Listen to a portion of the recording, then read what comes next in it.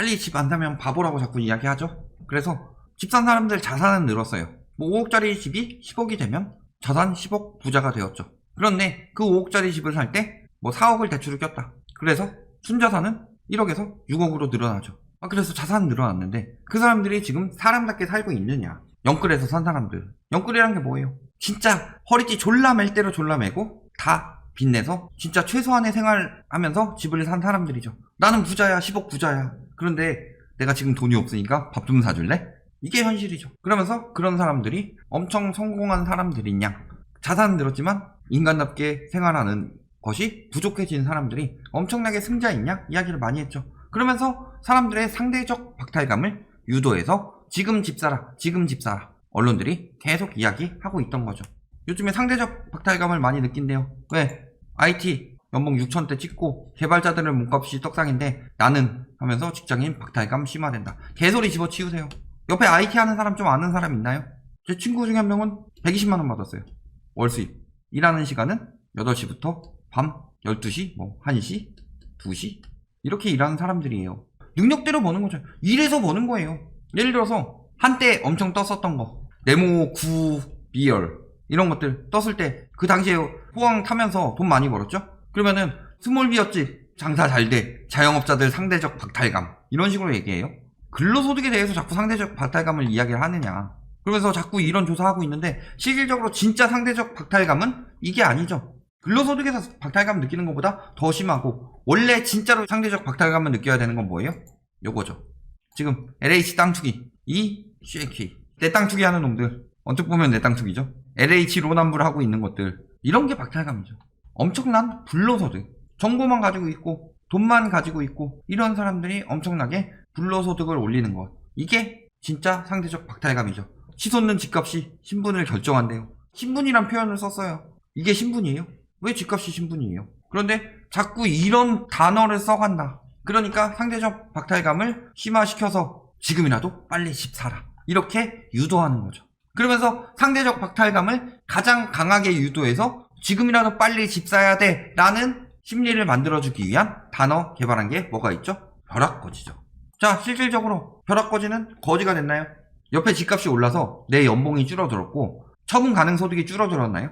아니에요. 나는 나대로 그대로 살고 있어요. 그런데 자꾸 집값 오르고 저 사람들은 돈 벌고 있는데 넌 뭐하냐? 너 상대적 박탈감 좀 느껴봐라. 그런 식으로 상대적 박탈감을 유도해서 자꾸 지금 집 사라 라고 유도를 한 거죠. 그게 실상이다. 가난 혐오와 불안심리 자극. 왜 혐오해요? 가난한 사람들 왜 혐오해요? 그렇게 가르치시나요? 아니에요. 거지라고 부르면서 냉소하고 이거 누가 하고 있는 거예요? 카페 투기꾼들, 언론들. 이런 말 만들어서 자기 거 팔고 빠지려고 계속 혐오해서 너는 혐오. 그러면 혐오해서 벗어나고 싶거든 사람이. 그런 심리를 이용한 거예요. 쓰레기들이죠.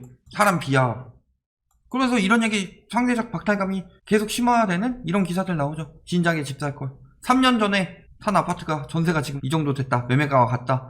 서울 전세금리는 4년 전에 아파트 샀다. 이런 기사를 내고 있어요. 박탈감 늘라고. 근데 사실 전세가 최근에 폭등했죠. 작년부터. 그리고 KB 같은 경우 호가 반영하죠. 그런데 호가는 재계약하는 사람들 호가 나와요? 안 나오죠. 부동산원도 마찬가지인데 다 신규 계약만 반영하기 때문에 그래서 평균 전세 가격이 급격히 올라가서 1억 뛰었어요. 그러니까 아니나 다를까 이런 기사들 나오고 있는 거죠. 4년 뒤에는 그때는 지금 집값만큼 전세가가 나올 것이다. 이런 식으로 지금 심리 만들려고. 그러면서 이런 기레기들이 그 전에 뭐라고 그랬어요? 다주택 투기꾼 취급만 사라져 임대 늘고 전세 부담 돈다. 그래서 전세를 사는 동안 목돈을 모아 내 집 마련 계획을 짤 수도 있고 다주택자가 없어지면은 임대주택을 책임 못 지니까 임대가 나오기 위해서는 다주택자들한테 혜택을 줘야 한다. 다주택자가 범죄인이냐? 이런 이야기를 하면서 했는데 결과는 어때요? 전세 사는 동안 목돈을 모았는데 내 집 마련할 수 있어요? 집값을 저런 다주택자들 남들한테 전세 주고서 자기는 그 차익으로 투기해서 여러 채 투기해서 독점해가지고 가격 올려서 집 살 수 있는 사람도 전세밖에 못 살게 만들어놨는데 저들이 집값을 띄워놨기 때문에 집을 이미 샀어야 되는 사람들이 지금 전세를 살고 있어요. 근데 이들이 긍정적인 역할을 하는 것처럼 사회적 공헌을 하는 것처럼 언론에서 계속 미화하면서 이런 기사 왜 내요? 다주택자들이 매물 저렇게 안 가져갔으면 절대 이런 일 없죠. 그러니까 말도 안 되는 소리를 하고 있는 거죠. 그러니까 다주택자들이 결국에는 지금 전세 사는 가격으로 집을 살 수 있을 만한 가격으로 토해낼 때까지 기다려야죠. 그러니까 다주택자들 억제 들어가는 건데 지금 전세 사는 분들은 사면 돼요. 그때 자, 그리고 요즘에 또 그러니까 또 뭐라 그래요? 그때는 맞고 지금은 틀린 공급 대책 하면서 뭐라 그래요? 처음부터 안정적으로 공급했다면 다주택자들이 다 가져갔겠죠? 집값 상승에 따라 정책 기조 바꿀 때는 타당성 설득하는데 뭐 국가 경영 책임 뭐 국민의 부담으로 돌아온다. 이 인간들 맨날 똑같은 얘기 하는 인간들이고 이 교수형 그냥 그때는 공급 안 부족하다고 했는데 지금은 공급 부족하다고 인정하고 공급하고 있다. 사실은 그때도 공급 부족했는데 억지 쓴 거다. 개소리 집어치우고 공급 안 부족했습니다. 늘 말씀드리지만 공급 안 부족했어요. 2019년 기사죠. 10년 새 489만 호 증가했다. 근데 다주택자들이 추가로 사들인 주택수가 248만 호다. 그러니까 공급을 하면 되는 게 아니라는 거죠. 공급을 하면 되는 게 아니라 이게 제대로 공급을 해야 효과를 보는 거죠. 공급을 하면은 누가 가져가요? 다주택자들이 절반 이상. 그러니까 공급 효과가 반밖에 안 나왔다. 자, 재건축 완화했어요. 재건축 가격이 높아지죠. 근데 이것을 완화시킬 만한 공급이 나와야 되는데 순공급은 15년간 서울에 2만호밖에 안 나왔어요. 그만큼 공급이 충분하지 않은데 재건축 상승하게 만드는 완화 정책이 더 크니까 집값이 계속 올랐죠. 2015년부터 부동산 3법 발의되고 나서. 그런데 요 중에서도 절반은 다주택자가 가져가요. 만호. 근데 무슨 재건축 풀면은 공급이 나온다고 하고 있어요. 그러니까 투기 수요 확실히 억제시켜서 이제 더 이상 투기하면 안 되겠다. 언제부터 그게 나왔어요? 투기 수요 이제 진짜 투기 심리 확 꺾인 게 처음에 9.13 때였죠. 확 꺾였는데 요때 무슨 일이 생겼어요? 금리를 1.75에서 1.25까지 두 차례 인하하죠. 뭐 때문에? 이중 무역 전쟁, 그 다음에 한일 수출 규제 사건 때문에 금리를 내렸다. 그러니까 실수요들이 갑자기 유입돼서 사주죠. 그러니까 집값이 올라가니까 다주택자들이 심리가 바뀌었죠. 팔려다가. 그리고 또 한 번 꺾인 게 언제예요? 7.10. 그렇죠. 7.10 때 또 꺾인 거예요. 이번에. 원래 12.16도 있는데 요때도 금리 또 내리죠. 뭘로? 1.25에서 0.5까지. 그러니까 또 실수요자들, 영끌 수요들 계속 유도해서 들어오니까 집값이 오르니까 다주택자들이 안 팔고 버틸 수 있는 여력이 되는 거죠. 근데 이번에 7.10 때 엄청 세게 들어갔어요. 다주택 매물이 나올 수밖에 없죠. 금리 떨어질 일 없죠. 매물이 나오게 되면은 공급은 안 부족해요. 자꾸 공급 부족 여론 만드는 거 계속 공급하게 만들어서 건설사들 좀 먹고 살게 해주세요. 공급 부족하니까 지금 미분양 빨리 분양받아 주세요. 이 여론 만드는 것일 뿐이다. 공급은 안 부족했죠. 그런데 왜 공급 대책 계속 나와요? 이러니까 공급 부족으로 집값 오른다. 뭐 수급 불안 지속, 매매 전세 가격 상승 계속될 것. 자, 서울에 100만호가 있다고 칩시다. 여기에다가 매년 2만호씩 공급됐는데 올해는 1만호가 공급이 돼요. 그럼 마이너스예요? 인구는 감소가 지속되고 있죠. 가구수 증가하고 있는데요. 가구수 증가하는 이유 뭐예요? 명의분산하고 내 집 마련 안 되니까 결혼 못해서 1인 가구 사는 거예요. 그래서 명의분산한 한 30%는 내 집 마련 가지고 있는 거고 이 사람들은 어차피 집 안 살 거였어요. 어차피 부모한테 물려받을 거였죠. 그리고 이 사람들은 집 살 여력이 안 돼요. 가구수 증가는 집값 상승이랑 관련이 없다. 지금 같은 가구수 증가는. 그리고 인구는 줄어들고 있죠.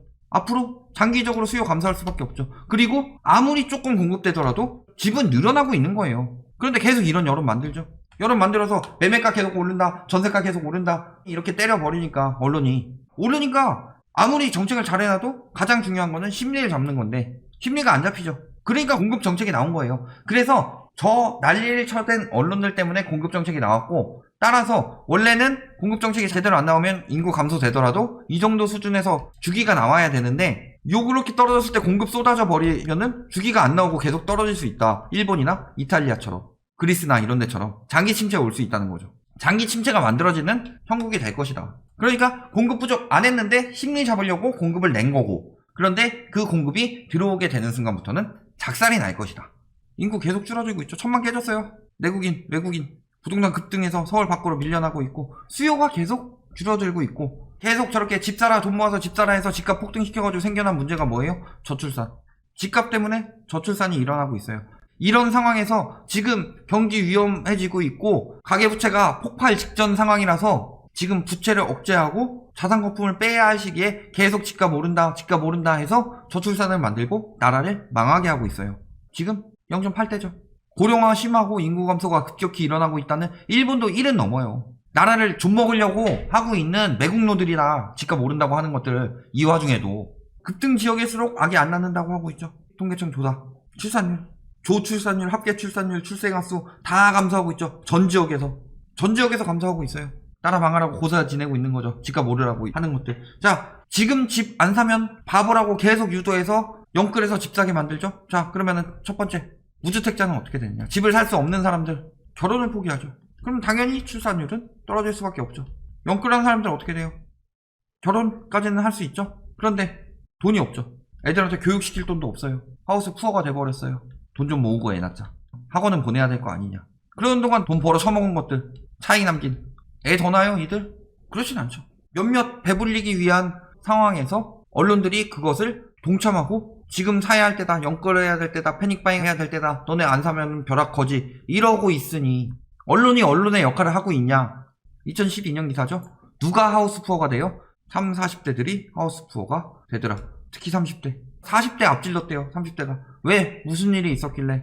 지금이랑 똑같지 않아요? 그때 30대는 그래도 인터넷이 그렇게 발달되진 않았으니까 지금같이 막 미친듯한 매수심리 생겨날 수는 없었던 상황이더라도 맨날 물리는 건 30대들이에요. 그러니까 재작년에 30대 수요들이 늘어나고 있다, 영끌하고 있다, 조심해라, 끝물신호다 이야기했죠. 그래서 원래 2019년에 끝물신호가 나왔다. 근데 경제위기로 금리를 내려버리니까 이걸 가지고 영끌할 때다 유도하고 있었던 거죠. 2020년에 끝물신호 또 나왔어요. 근데 코로나 때문에 또 금리 낮추니까 영끌할 때다. 그러면서 다 털고 빠지고 라이트하우스 너네는 2년 내내 틀리네. 2년 내내 너네는 금리가 떨어질 거 알았냐. 원래 2019년부터 하락세가 나왔어야 되는데 금리가 계속 떨어졌다. 그리고 경제위기 때문에 사면 안 되는 상황인데 인터넷 발달이 너무 많이 되다 보니까 과거랑은 다르게 기사들이 매일같이 도배하죠. 네이버, 넥스트 이런 포털 사이트들 맨날 무슨 기사 띄워요? 경제지 기사들. 그리고 여기 네이버 거기서는 정국 가는 보수 언론들. 그러면 당연히 부동산 문제 물고 늘어지는 거고 집값은 계속 오른다는 여론만 계속 메인에 띄워주죠. 예전에 신문 볼 때처럼 내 성향에 맞는 신문을 볼 수가 없죠.